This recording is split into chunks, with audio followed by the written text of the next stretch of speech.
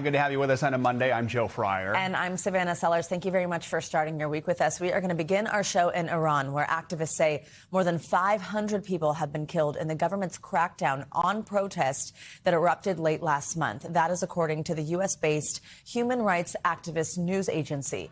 Now, President Trump says he is considering several options in response, including military strikes as well as non-military action.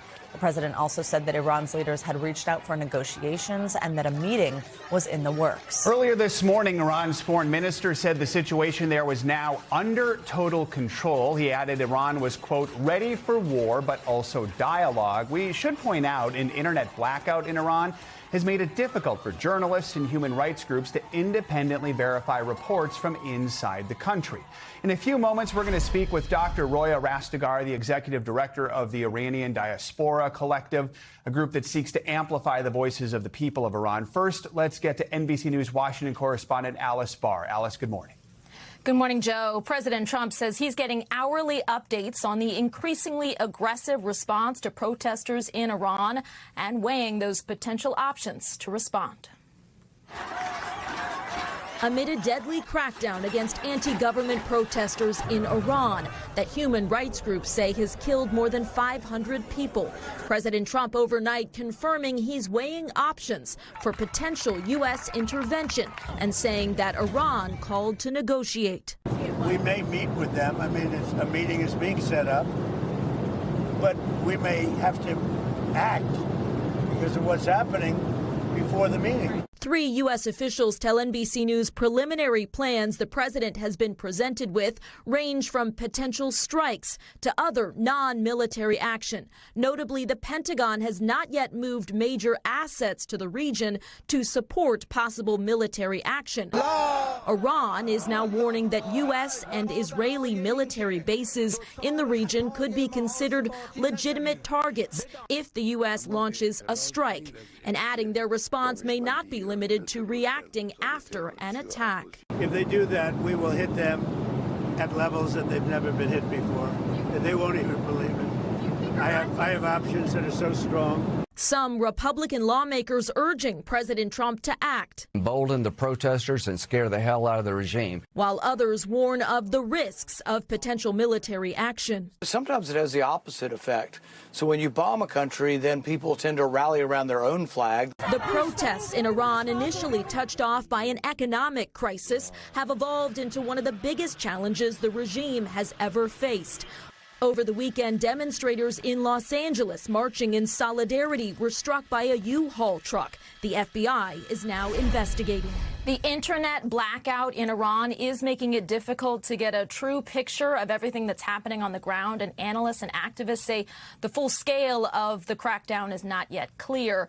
President Trump gave NBC News a brief interview last night and asked about whether a U.S. response really could be coming in the coming days. He said it could happen. Joe and Savannah. Alice, thank you so much. Well, let's get more analysis with Dr. Roya Rastegar. Dr. Rastegar, good morning. Thank you very much for joining us. So let's just first set the stage and help us understand why what is happening in Iran is happening right now. Why are people protesting? Yeah, so this protest started because of sharp increase in inflation. It started really because people can't eat. They cannot afford to eat. The price of eggs has gone up to close to the price of gold. But very, very, very rapidly, this protest started to grow across all 31 provinces, across multiple religions and ethnicities, and all different class levels. This is now an anti-regime protest. The people in Iran do not want reform. They don't want a different kind of Islamic Republic. They want no Islamic Republic.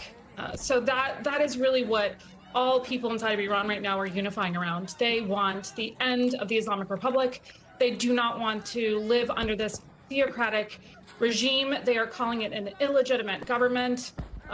They have suffered 47 years of repression. Iran has the highest executions in the world. They executed 2,000 people last year. Women are restricted in ways that we can't even comprehend. And, you know, it's just not a way of living. So, Dr. Rastegar, as we just heard there, President Trump has threatened airstrikes against Iran if the violence against protesters continues. Do you think that type of foreign intervention would be helpful? Is that something protesters would want? Yeah, listen, I mean, Iranian people, July of this year, of 2025, almost 12 senior IRGC officials were taken out by Israeli military. And so I think there's really targeted ways that the U.S. could take out regime officials if they wanted to. The Iranian people have suffered violence at the hands of their own government for 47 years. They don't need to suffer any more violence. There needs to be no more civilian casualties. And like, truly, if President Trump wanted to take out this regime, he does not need to threaten massive airstrikes. He could do it in a much more sophisticated way that would result in the same thing, which is to get rid of the regime. Dr. President Trump had also said that a meeting was in the works with Iran's leaders after they reached out to negotiate. But let's talk through that, could mean, because there are two issues at hand, right? There's the violence going on in the crackdowns on these protests, but then there's also this hope for regime change that you have pointed out. How does some type of negotiation with the U.S. reach either of those goals? Yeah, that's a very good point. President Trump has said that if the regime is violent to its own people, that there will be, consequences. I don't see how you negotiate with a terrorist regime. This is a terrorist regime. It's held its people hostage for 47 years. You can see how the people are saying that this regime does not represent them. So I don't understand why President Trump would even try to negotiate with this regime if what he's saying is that he wants to support the Iranian people. You know, we saw protests, of course, in Iran back in 2022 following the death in police custody of 22-year-old Mahsa Amini. Real quick, we only have a few seconds here, but help us understand, how are things different this time around? Yeah, this is a great question. So the regime right now is facing external pressure, and it's facing internal pressure. Also, the regime is much weaker than it was in 2022. We're living in a post-October 7th world in which many of the regime officials have been taken out. They know that they can be taken out. And also the economy has collapsed. And so people at this point have even less of something to lose than they did in 2022. And the people on the ground really want regime change. They do not want an Islamic Republic, and they're not going to stop. They're going to continue. And so I think what could be amazing right now at this point is to restore communications. They're in the middle of a 95-hour blackout at this point. All communication has been shut off by the regime. They're committing mass murders and mass killings. And now is the time for Western leaders to, really start to accept that this regime is over, to close their embassies, to freeze the regime assets, and to start to prepare for a transitional government. Dr. Roya Rastegar, thank you so much for joining us this morning. We appreciate your time. Federal Reserve Chair Jerome Powell is speaking out against the Trump administration. That's because the Justice Department just launched a new criminal investigation into the central bank's leader. In a rare video message released by the Federal Reserve yesterday, Powell says the DOJ sent grand jury subpoenas to the Fed related to Powell's testimony in Congress last year about renovations of their headquarters in Washington. That's a sharp escalation of the ongoing tension between the Fed and President Trump, who has repeatedly attacked Powell and the central bank's other top officials over lowering interest rates. I have deep respect for the rule of law and for accountability in our democracy. No one, certainly not the chair of the Federal Reserve, is above the law. But this unprecedented action should be seen in the broader context of the administration's threats and ongoing pressure. NBC News political reporter Megan Leibowitz joins us now for more on this. Megan, good morning. So, that statement right there, uncharacteristic for Powell or really anyone who's in that role. We know he's tried to avoid confrontations with President Trump in the past. So remind us, how did we get here, and what else did the Fed chair have to say? Yes, good morning. Just to set the scene here, this comes after months of public pressure from President Trump, pressure on the Federal Reserve and Jerome Powell in particular to lower interest rates even further, arguing that the Federal Reserve had not gone far enough in lowering interest rates. And also the president has frequently publicly criticized Jerome Powell, calling him too late. Now, Jerome Powell, in his public statement, which, as you mentioned, was very unusual, had argued that the Justice Department saying that this was about his June testimony was a pretext, is how Powell put it, arguing that instead this was really about the Federal Reserve not following the interest rate drops that President Trump had actually wanted to see. Take a listen to what he had to say about that. The threat of criminal charges is a consequence of the Federal Reserve setting interest rates based on our best assessment of what will serve the public, rather than following the preferences of the president. This is about whether the Fed will be able to continue to set interest rates based on evidence and economic conditions, or whether instead monetary policy will be directed by political pressure or intimidation. He also said in that statement that he indicated that he was not going anywhere, saying that he would continue to do the job that the Senate had confirmed him to do, guys. Megan, our viewers might remember an exchange between President Trump and Powell during a tour of the Fed's renovation last summer.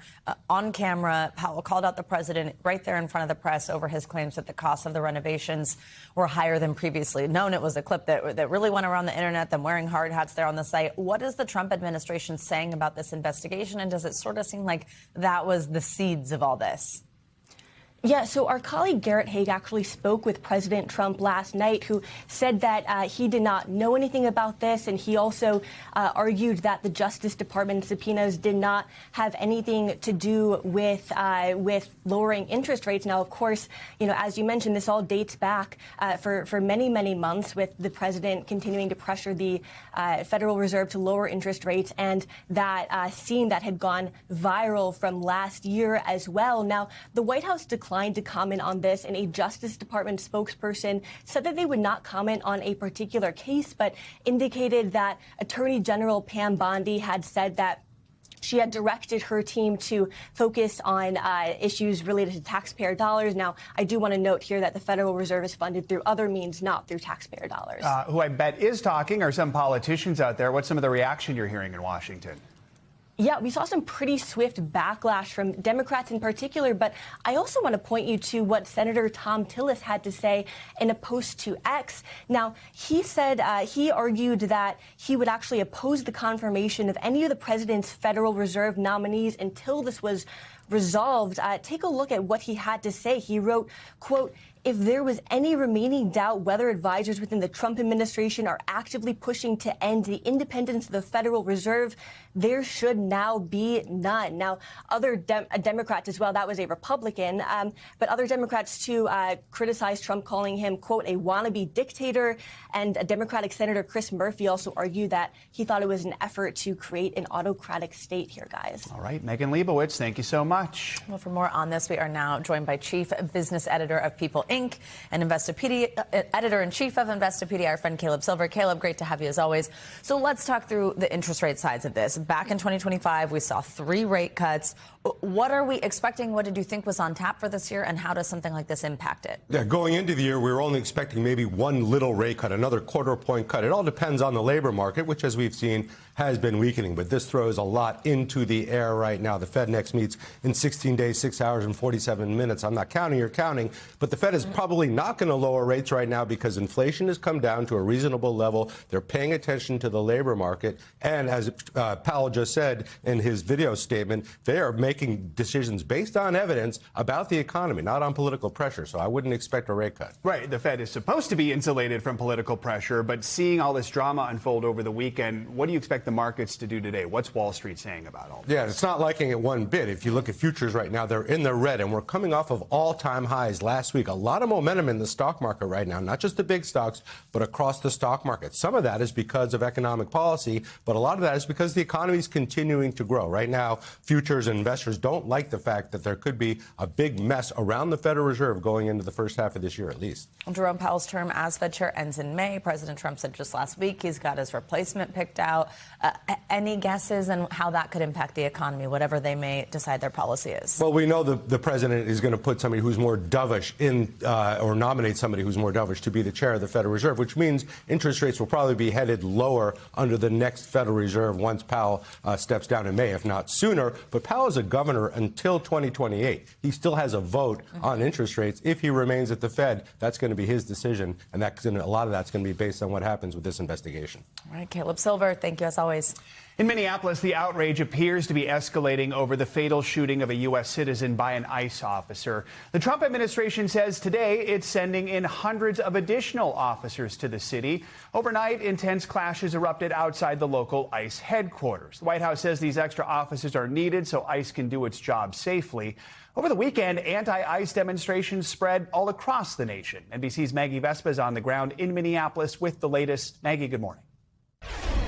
Hey, good morning. It's been a weekend of unrest here in Minneapolis and around the country. Last night, our team seeing dramatic clashes outside the local ICE headquarters. And it's because of scenes like this that the Trump administration is now saying it's sending in hundreds more ICE officers by the end of today to, they say, help ICE do their jobs safely.